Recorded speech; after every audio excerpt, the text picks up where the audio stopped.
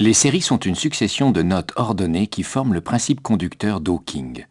Ici, la ligne principale, confiée à la voix, se promène sur 7 notes.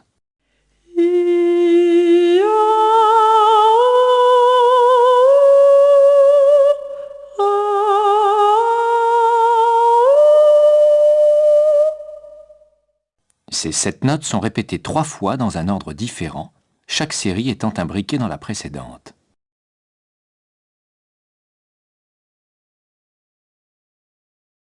Ainsi constituée, cette série de 21 notes est reprise 4 fois, chaque fois variée, le dénouement arrivant au 5e énoncé.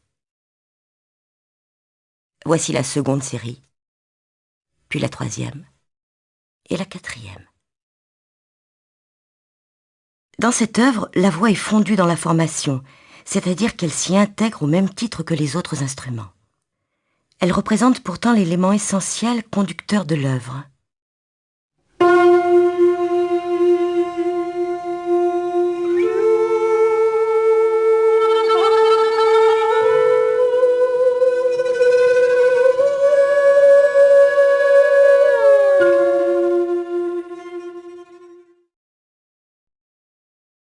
L'œuvre s'organise autour d'une lente gestation du texte, progressant depuis l'énoncé phonétique de ses voyelles jusqu'à sa formulation complète, ô Martin Luther King.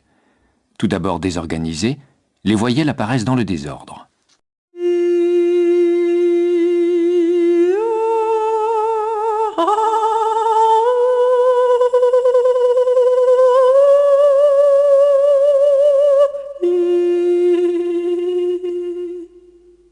Elles s'ordonnent peu à peu.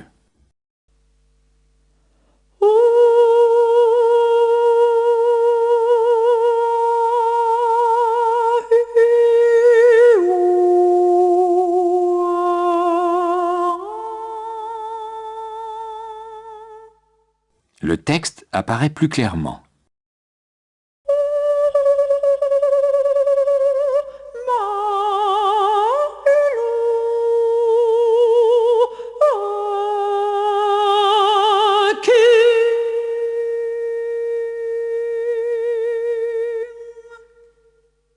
Enfin, totalement prononcé, le texte devient intelligible. C'est le dénouement de l'œuvre. On a à peine saisi le sens des mots que tout s'arrête.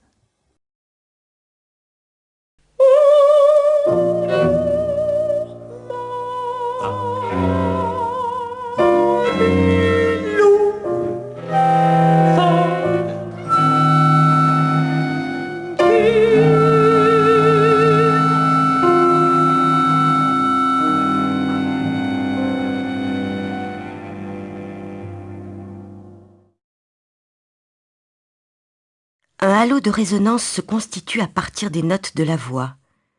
Jouée en même temps par un ou plusieurs instruments, chaque note est prolongée, prise en relais, superposée à l'apparition de notes nouvelles. Cet ensemble forme la texture sonore de l'œuvre.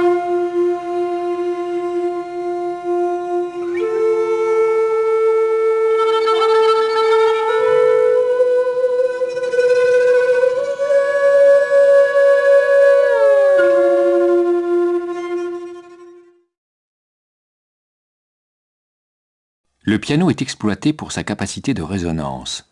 Il joue sans jamais étouffer les sons. Au début, il double la voix.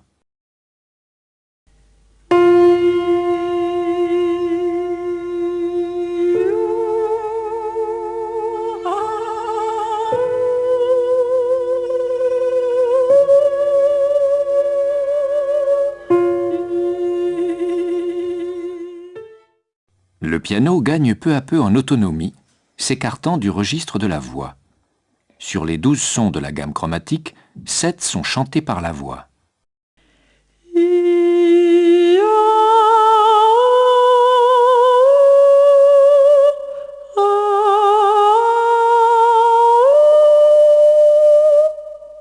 Les 5 autres sons étant complétés par le piano.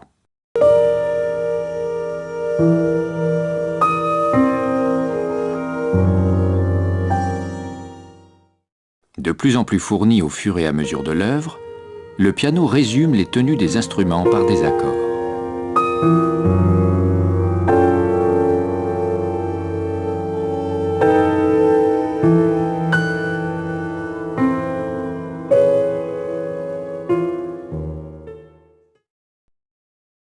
L'œuvre est jalonnée d'accents qui mettent en relief les notes de la série principale.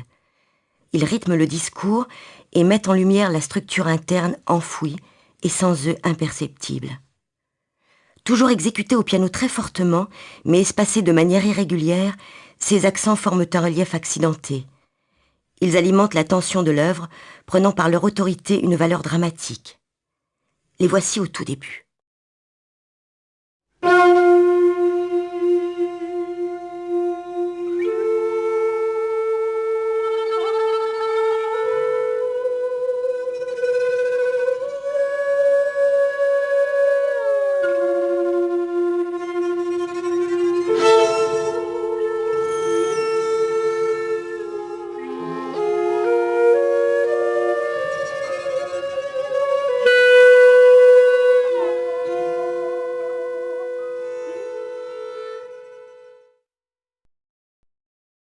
L'œuvre est jalonnée d'accents qui mettent en relief les notes de la série principale. Ils rythment le discours et mettent en lumière la structure interne enfouie et sans eux imperceptible. Toujours exécutés au piano très fortement, mais espacés de manière irrégulière, ces accents forment un relief accidenté. Ils alimentent la tension de l'œuvre, prenant par leur autorité une valeur dramatique. Les voici au tout début.